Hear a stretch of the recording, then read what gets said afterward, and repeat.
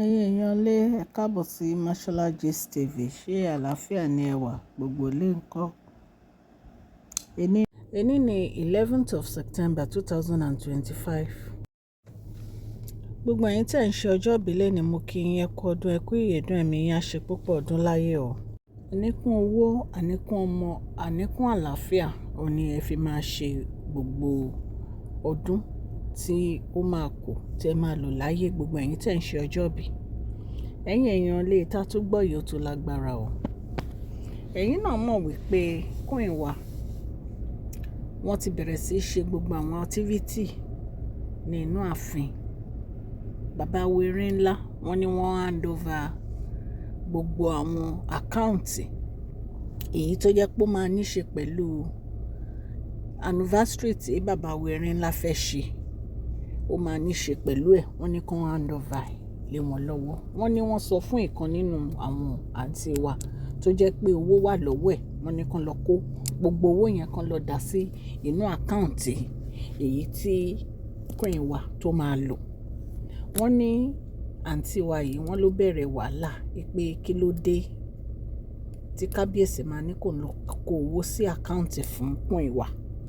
Wọ́n ní bàbá Erin ńlá ní nǹkan tó dé táwọn fi sọ bẹ́ẹ̀ ni pé nígbà tó ti jẹ́ pé wọ́n ti gba immunity lọ́wọ́ ẹ̀, wọ́n dẹ̀ ti gbé traditional rights tí wọ́n fẹ́ gbé, wọ́n ti ń palẹ̀mọ́ àti gbélé lórí.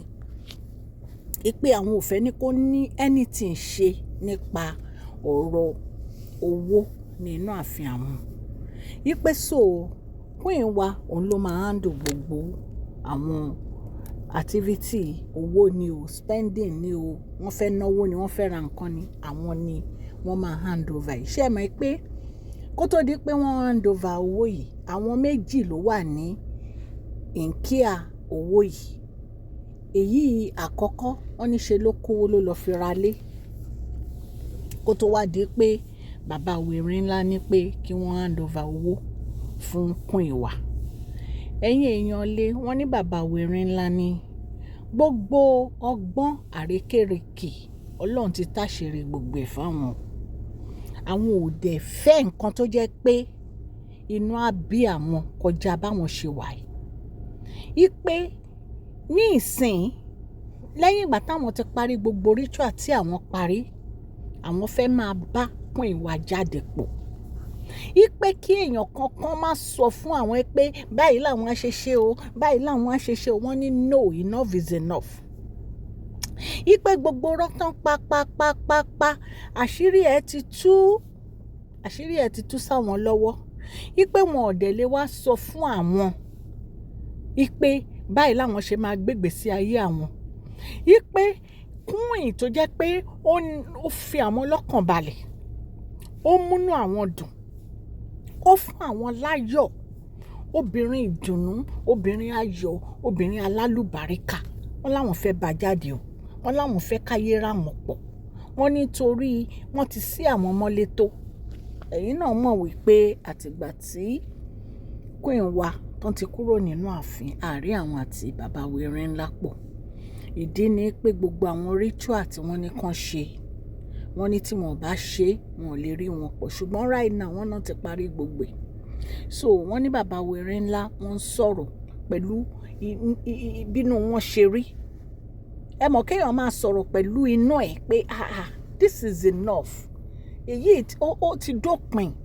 Mo fẹ́ bá queen mi jáde, mo fẹ́ káyé rí wa pọ̀, mo fẹ́ káyé rí nǹkan tó ń ṣẹlẹ̀ pé a ṣì wà connected, a ṣì nífẹ̀ẹ́ ara wa. Wọ́n ní nǹkan tí bàbá Erin ńlá wọ́n ní wọ́n ń sọ nìyẹn. Ẹ̀yin èèyàn lé ṣé ẹ rí ọ̀rọ̀ bàbá Erin ńlá àti Queen Naomi? Ó jẹ́ ìfẹ́ tí ó ní agbára. Torí wọ́n ní ìkan nínú àwọn sísí wa yìí ní òun ṣẹ̀ṣẹ̀ mọ̀ wípé nǹkan ti kọjá bí àwọn ṣe ń rí ni. Ó lóun ṣẹ̀ṣẹ̀ mọ̀ pé nǹkan ti kọjá bí àwọn ṣe ń rí ni pé torí ìyípadà ó ti wà gan-an. Pé ìyípadà ti wà gan-an. Pé bàbá Erin ńlá wọn ò fi ọ̀rọ̀ yìí falẹ̀ rárá. Gbogbo account náà ti gbé lé queen wa lọ́wọ́. Pé àwọn náà máa handle gbogbo àwọn spending. Kì í ṣe pé bóyá a lè sọ fún yín pé bóyá wọ́n máa wà nínú ibi tó ti ń ṣe anniversary o. Ẹ mọ̀ pé queen wa wọ́n respect ara wọn gan. Wọ́n dẹ̀ lè má fẹ́ dúró ti gbogbo àwọn sisi wa gbogbo. Ṣùgbọ́n wọ́n ní spending wise. Wọ́n láwọn náà máa kọ check náà máa fún àwọn èèyàn ní owó láti ṣe gbogbo nǹkan tó bá fẹ́ ṣe ní ọjọ́ yẹn. Wọ́n ní gbogbo ọ̀rọ̀ tí bàbá Erin ńlá dẹ̀ ń sọ ní ìsìn tó wà lẹ́nu bàbá Erin ńlá ní ìsìn bá ṣe gbọ́ allegedly o ní pé àwọn fẹ́ jáde pẹ̀lú queen wa. Àwọn fẹ́ káyé rí àwọn pọ̀. Ipe ètò bu àwọn ó ti tó. Ọ̀rọ̀ tá a gbọ́ nìyẹn tán ní bàbá Erin ńlá ń sọ. So nǹkan tí ọ̀rọ̀ wọn tó fi di pé ìfẹ́ yìí ó lágbára.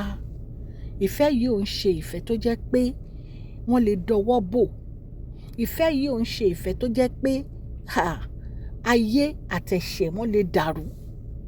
Wọ́n ní èyí jẹ́ ìbànújẹ́ fún sisi wa yìí ní ìgbà tí bàbá Erin ńlá tí wọ́n ní kán hand over gbogbo owó fún queen wa tí àkáǹtì tí queen wa ń lò pé wọ́n ní kán hand over kán transfer gbogbo owó yẹn síbẹ̀. Wọ́n ní àǹtí wa yìí ṣẹ̀ṣẹ̀ wá gbà wípé gbogbo ọ̀nà ó ti dí nítorí ritual right tí wọ́n gbélé wọn lórí. Wọn ò ní àṣẹ nínú ìgbéyàwó láti máa ṣe bó ṣe ń ṣe tẹ́lẹ̀ bí a ṣe gbọ́ ni o. Nǹkan tá a gbọ́ ni o àrí o allegedly ni.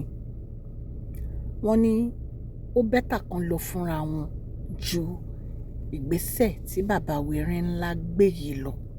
Wípé ká ní wọ́n lọ fúnra wọn ni kò bá fún wọn níyì kò bá pọ́n wọn lé.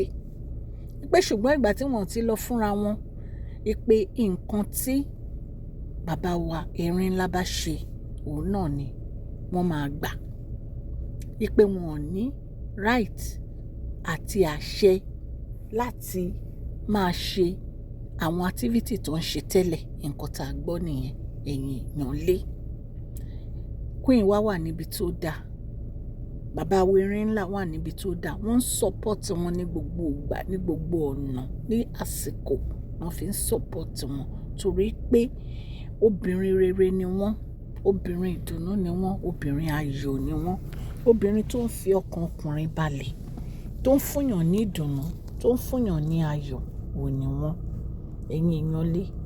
Èyí tí a gbọ́ nìyí o torí lẹ́yìn ìgbà tí wọ́n ti sọ fún wọn pé kò sí nǹkan tí wọ́n lè ṣe, wọ́n lè yí ìpinnu àwọn padà. Wípé nítorí àwọn ti ní sùúrù tó. Wípé gbogbo ìgbà táwọn ń bá wọn sọ̀rọ̀ wọn ò gbọ́. Wọ́n kọ etí ikún sí àwọn. Wọ́n kọ etí ikún sí àwọn wọn ò dáhùn. Wípé so ìgbà tí bàbá Erin ńlá wá gbé ìgbésẹ̀ ní ìsìn, ìgbà yẹn náà wọ́n ń sáré kiri. A gbọ́ bí àǹtí wa ṣe lọ sí ọ̀dọ̀ bàbá Erin ńlá tí wọ́n lọ ń bẹ bàbá Erin ńlá pé kí bàbá Erin ńlá kí wọ́n jọ̀ kí wọ́n dáríjì àwọn. Wípé àwọn ò kọ̀ kí àwọn kó gbogbo owó tí àwọn fi ra lé sílẹ̀.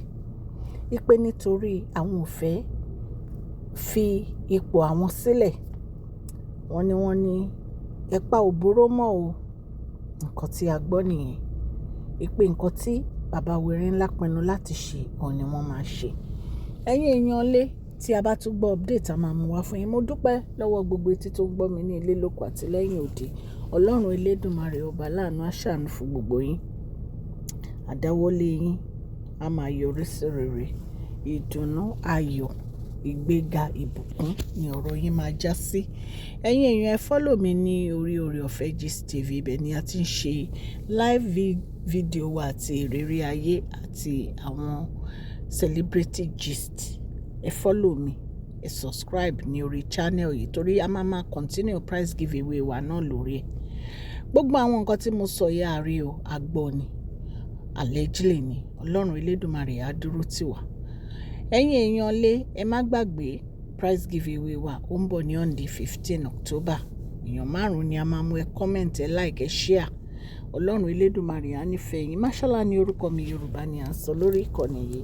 À ń sọ nítorí pé a fẹ́ gbàgbé àṣà àti èdè wa dẹ̀ tó ń sọ fún ọ̀pọ̀lọpọ̀ àwọn tí wọ́n gbọ́ Gẹ̀ẹ́sì. À ń sọ̀rọ̀ nípa celebrity gist, royal gist, politics àti gbogbo nǹkan tó ń ṣẹlẹ̀ ní agbègbè orílẹ̀-èdè bàbá wa ní ilẹ̀ Nàìjíríà. Tẹ́ bá ti subscribe, tẹ notification bell yín kẹ́ subscribe so that a bá ti post any gist ẹ máa rí. Òkè ni ọlá yín á máa lọ. Ọlá yín ò ní lọ ìsàlẹ̀ láíláí. Please share this video, like and subscribe. God bless you all. Mashola Gist TV, love you all.